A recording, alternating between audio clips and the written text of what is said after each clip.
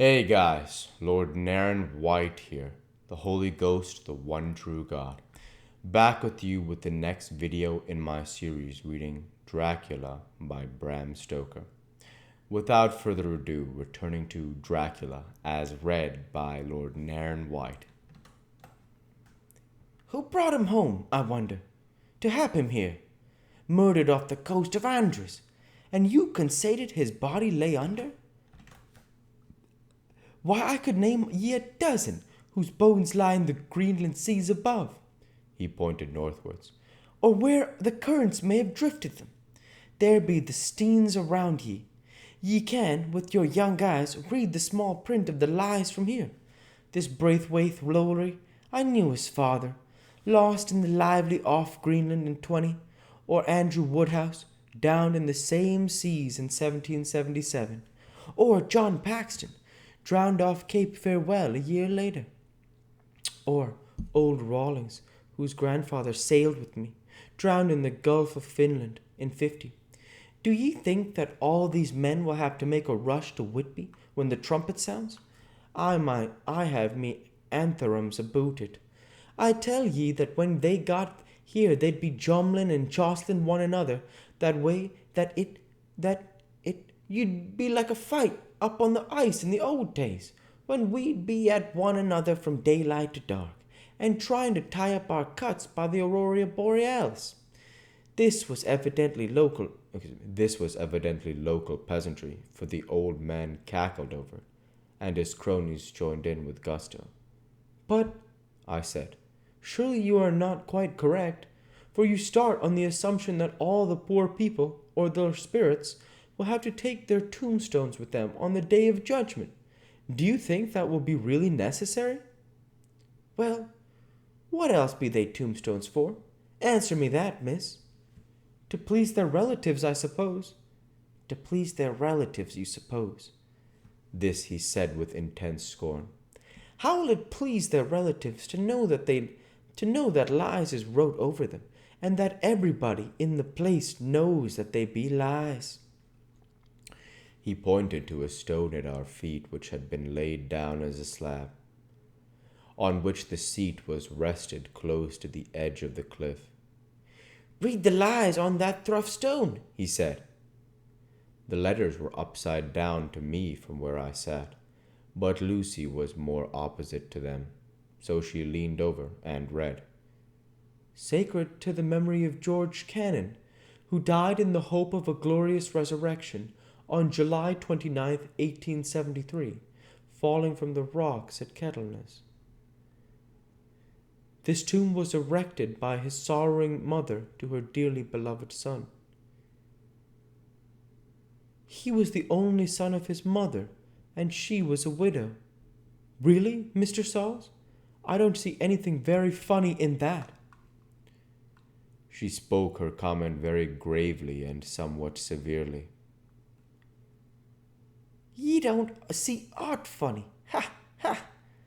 That's because ye don't gone this. The sorrowing mother was a hellcat that hated him because he was a crude, a regular lamiter he was, and he hated her so that he committed suicide in order that she might not get an insurance she had put on his life. He blew nigh the top of his head off with an old musket that they had bought for scaring crows with. 'Tweren't for crows then, for it brought the legs and the dops to him. That's the way he fell off the rocks.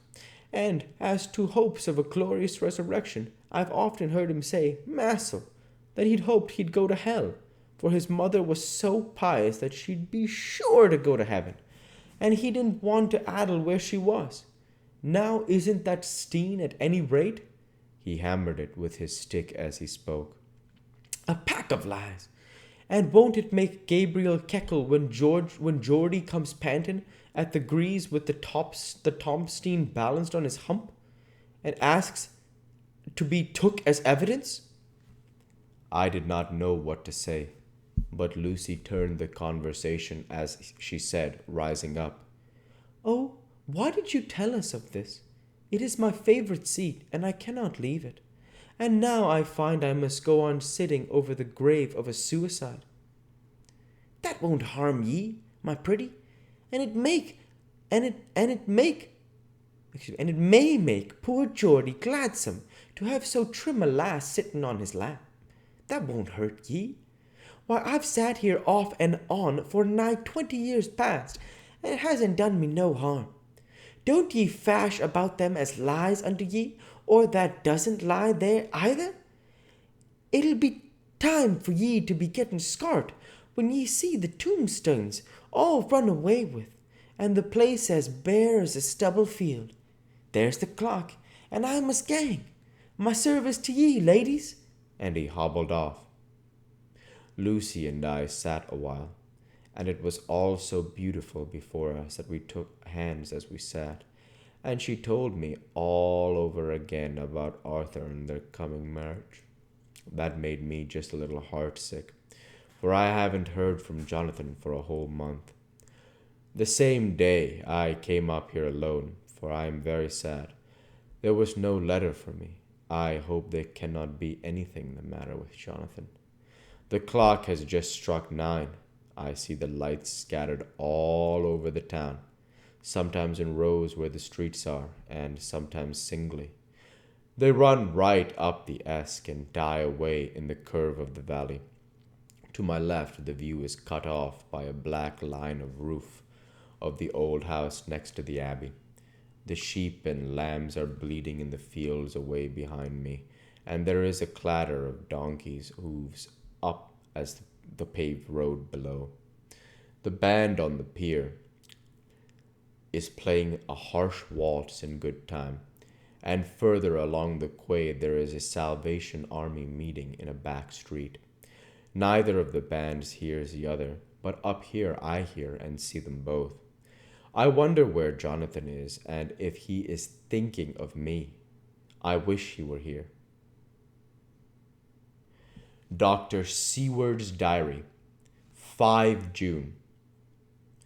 The case of Renfield grows more interesting the more I get to understand the man. He has certain qualities very largely developed: selfishness, secrecy, and purpose. I wish I could get at what is the object of the latter.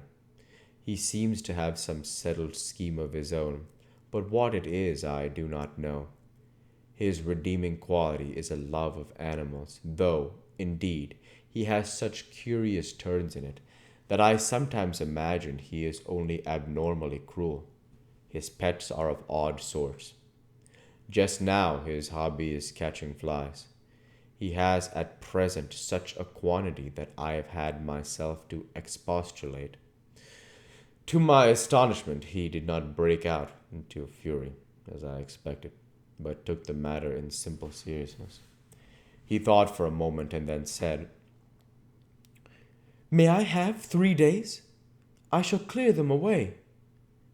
Of course, I said that would do. I must watch him. 18 June. He has turned his mind now to spiders, and has got several very big fellows in a box.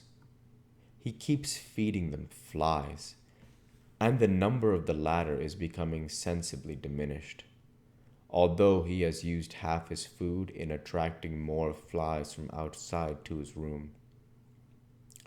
1 July. His spiders are now becoming as great a nuisance as his flies, and today I told him that he must get rid of them. He looked very sad at this, so I said that he must some of them, at all events. He cheerfully acquiesced in this, and I gave him the same time as before for reduction. He disgusted me much while with him, for when a horrid blowfly, bloated with some carrion food, buzzed into the room, he caught it, held it exultantly for a few moments between his finger and thumb, and before I knew what he was going to do, put it in his mouth and ate it. I scolded him for it, but he argued quietly that it was very good and very wholesome, that it was life, strong life, and gave life to him. This gave me the idea, or the rudiment of one. I must watch how he gets rid of his spiders. We'll go ahead and stop there for this week.